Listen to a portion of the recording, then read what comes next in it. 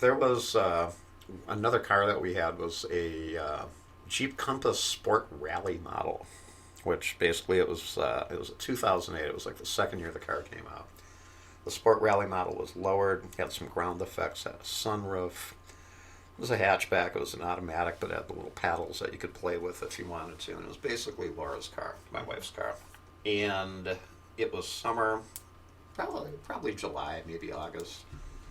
And we had run up to Milwaukee in the evening to go to the Potawatomi Casino.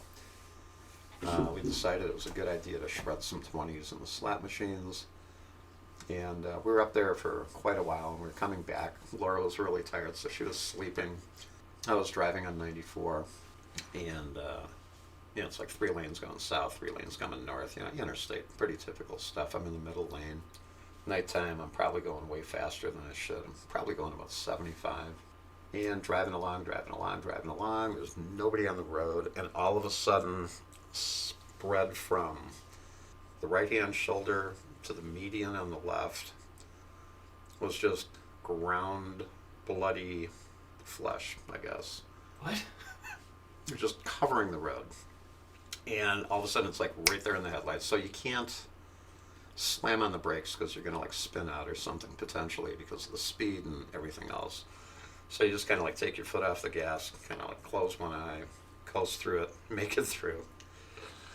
And it was obvious that a deer had been struck by a semi going very, very fast and just kind of went, all over the road.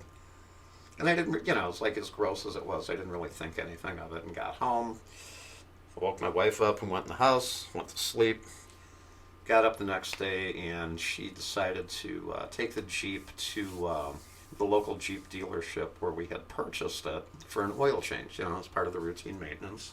And she took it, and we're kind of like hanging out in the lobby, and I'm reading a Jack Reacher book. Every time I'd go there, I'd read another couple chapters in this book because I was too cheap to buy it. Good book.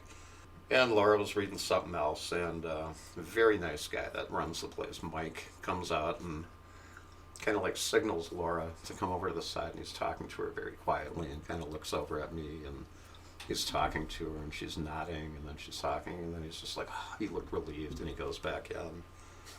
I really didn't think anything. And then Laura sat down and she goes, so is there something you want to tell me about last night? And I'm like, you were with me last night. And she goes, anything happen on the ride home? And I'm like, no, you were sleeping. And she's like, anything happened on the way home? And I'm like, oh yeah, there's like splattered deer in the highway, and I kind of drove through it. And she's like, oh, thank God. And I go, why? She goes, well, when he put the car up on the rack to do the oil change, he looked and he said that there were bits of meat and hair and blood covering the underside of the car, and he wanted to know if something bad had happened and if I felt okay to talk about it.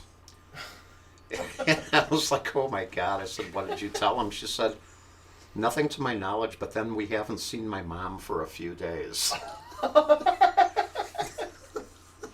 Which is a lie because Grandma was upstairs watching the Cubs. But good old Grandma. Yeah, that was a fun oil change. Yeah. uh, I just imagine the look up, just holy shit. So, I can't. Yeah, it's like you could hear like the horror, you want to explain what you've been up to and what you've been, I love also the fact that you had to pull Aunt Laura over and be like, "Are you gonna be okay?" It's like, "Are you okay?" And kind of like glancing over at, Once again, people are casting dispersions upon my fine character. You're reading a book about a murder mystery kind of thing well, too. Yeah, oh, Jack Reacher. Jack Reacher,